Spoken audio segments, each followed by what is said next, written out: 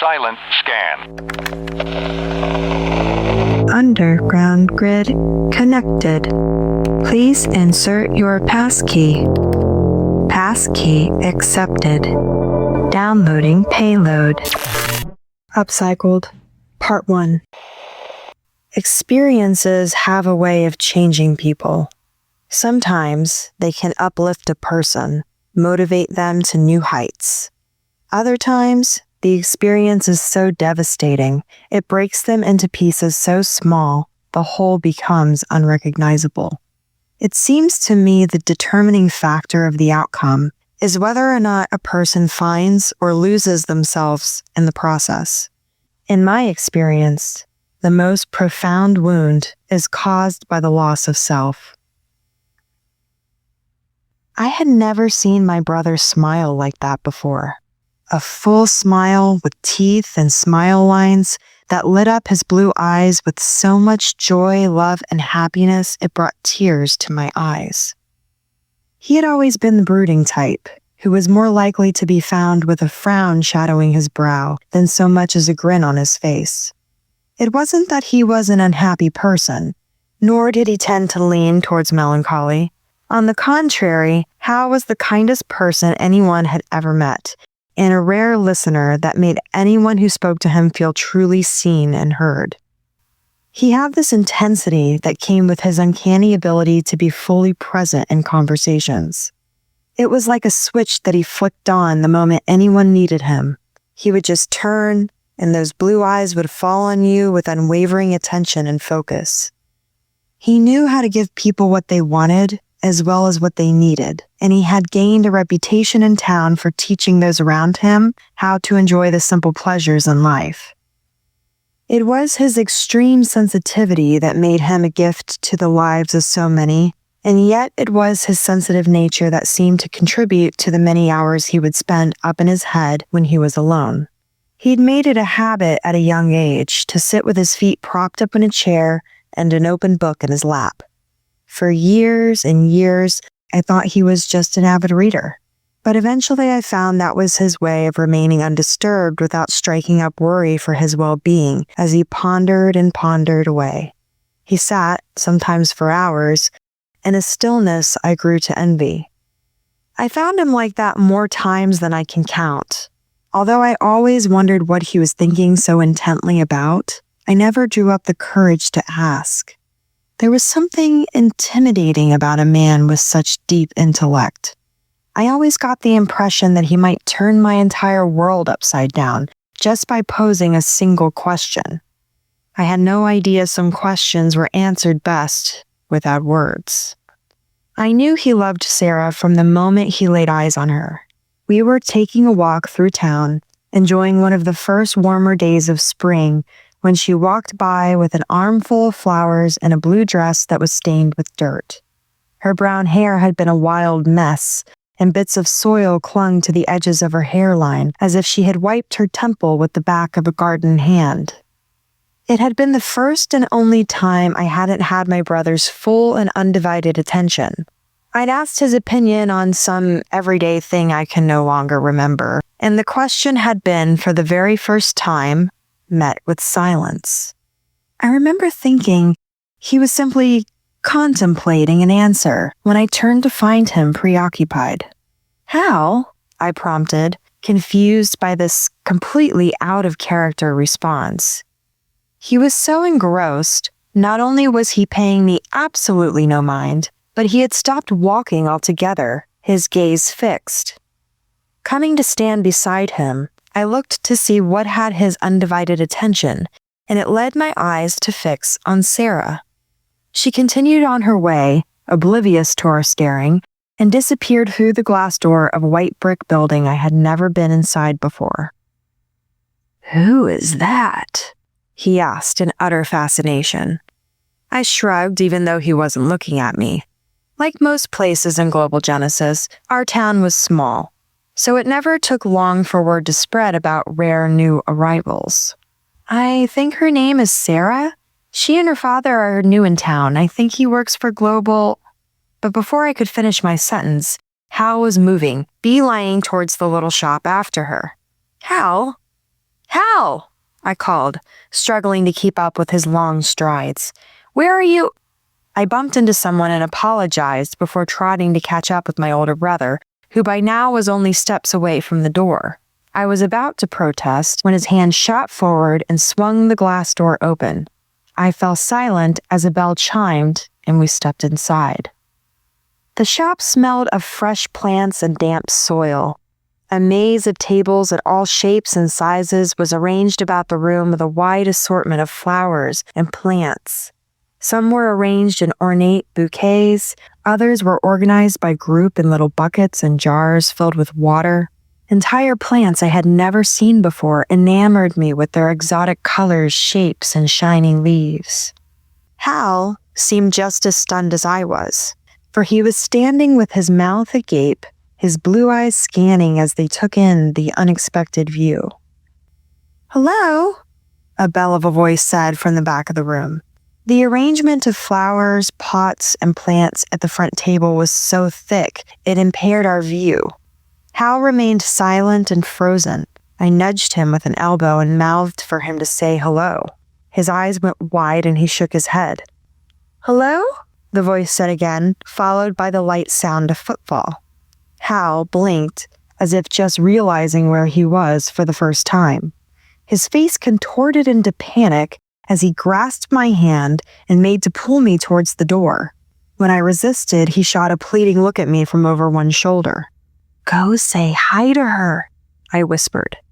The football was closer now, and his gaze shifted behind me, behind the table that impaired his view of the woman that had transfixed him so suddenly and so completely just moments before. After everything, I think it was that moment that came to me most on late nights when sleep eluded me. Sometimes I found myself wondering what might have changed, if anything, if I had shoved Hal out the door that day instead of into the open aisle. Then again, I never could bring myself to do it, even in my own mind's eye. It never felt right to deprive him of the happiness that Sarah brought him, no matter how brief. The second Hal was out in the open, his body went rigid, and I knew he must be face to face with Sarah. His mouth was gaping, floundering for something to say. His hands must have been sweaty because he wiped them on the leg of his pants before he said in an unsteady voice, "Hi." "Hello," she replied in a pleasant voice. She must have given him an expectant or questioning look because he cleared his throat before speaking again. I'm Hal Jefferies. We live just up the road," he said, tossing a thumb over one shoulder. My sister saw your shop and she just had to come in." I shot him a glare from my hiding spot behind the table of flowers before straightening when I was met with Sarah's smiling face peering at me from around the edges of a nearest plant. I gave her an awkward smile and waved, stepping more out into the open. "Hi." "Yeah, I just love..." I looked around wildly and pointed to the plant beside me. "These."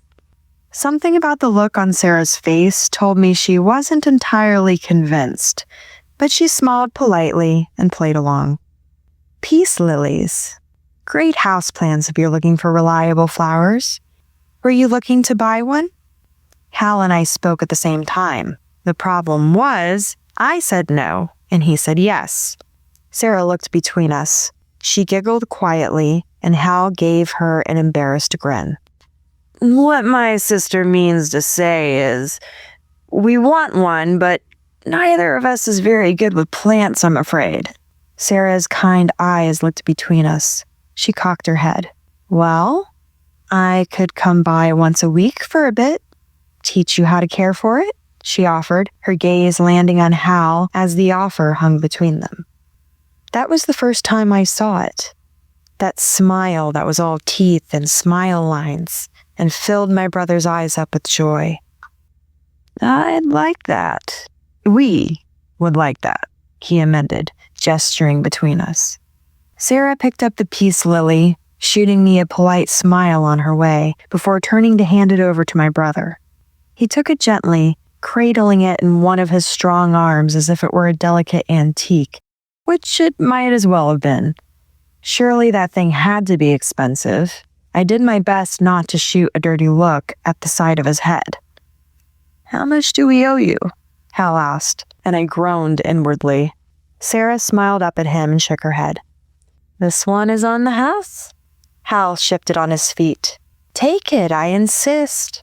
Once you learn how to care for this one, you can make it up to me by becoming a regular at my store."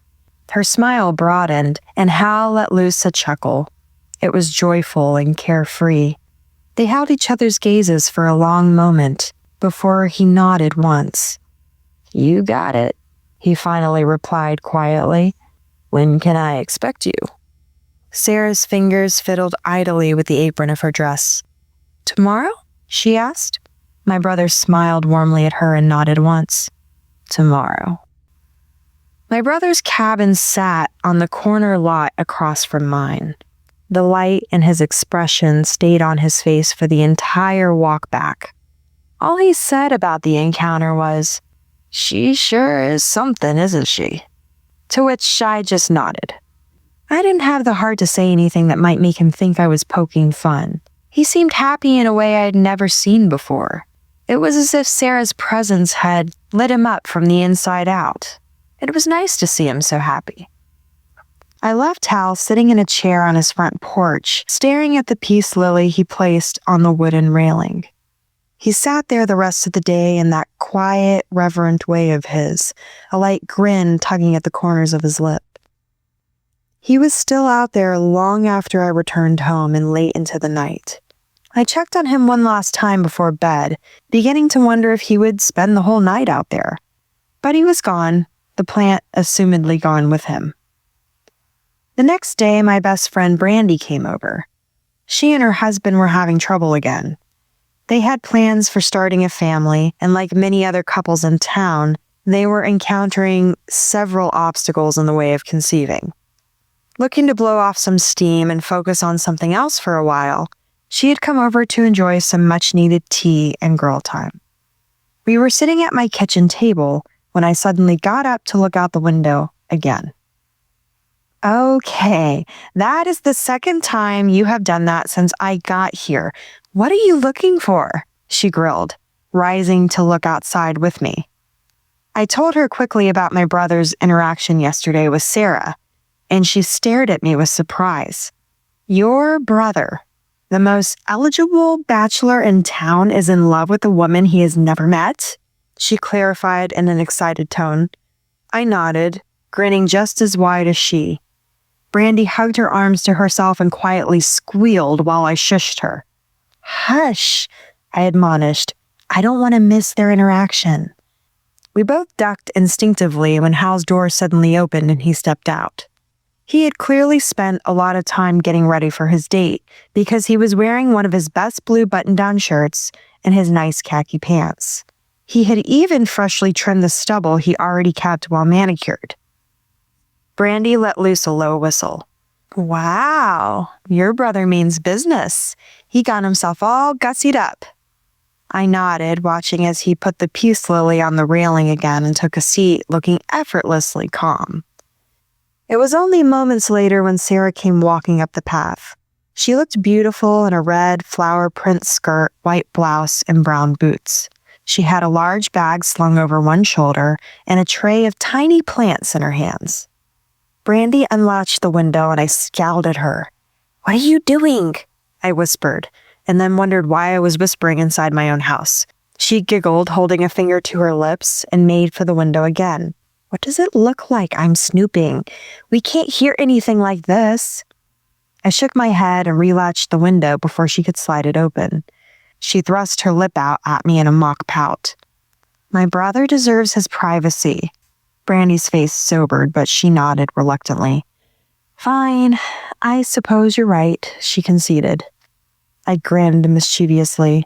"But," I added quickly, and her face perked up again as her gaze met mine, "I don't see anything wrong with checking in from time to time." A grin spread across her lips. She cocked her head at me and shot me a look out of the corner of her eye. "I like the way you think." Brandy and I passed the time sipping tea and playing chess. Every now and again, we peeked at Hal and Sarah through the window to find them smiling lovingly at each other, engrossed in conversation, while Sarah taught Hal everything she knew about the plants they were putting in various little pots. At sunset, my brother kissed Sarah for what Brandy and I assumed was the very first time. We both sighed a bit. It was one of those long and deep kisses, gentle, patient. My brother kissed Sarah like he wanted to take all the time in the world to do it. It was as if he didn't want to rush even a second of the moment that seemed so precious to him, and was willing to give it all the time it deserved to flourish and thrive naturally, to progress on its own. Sarah and Hal began spending every weekend together until their time apart became overshadowed by their time spent together. They were the talk of the town. People stopped to appreciate the patient way my brother expressed his love for Sarah and the ease in which she gave that love to him in return. I began to see that smile on his face more and more, and an overwhelming sense of gratitude seemed to light up his eyes. Sarah was my brother's perfect fit. She was taken with his intensity, but unbothered by his need for stillness or quiet. It was common to find her sitting in silence beside him, a book spread open between her hands. They both brought out the best in each other and treated each other with unwavering respect and understanding. Hal brought a sense of support and structure to Sarah's free-spirited ease, and Sarah brought a sense of adventure to Hal's life, encouraging him to live life by keeping to himself a little less. They became a beacon in the community and the love story that everyone talked about. It wasn't long after that my brother decided it was time to take their relationship to the next level. So he enlisted me to help, and we began plotting to find the perfect ring for his proposal.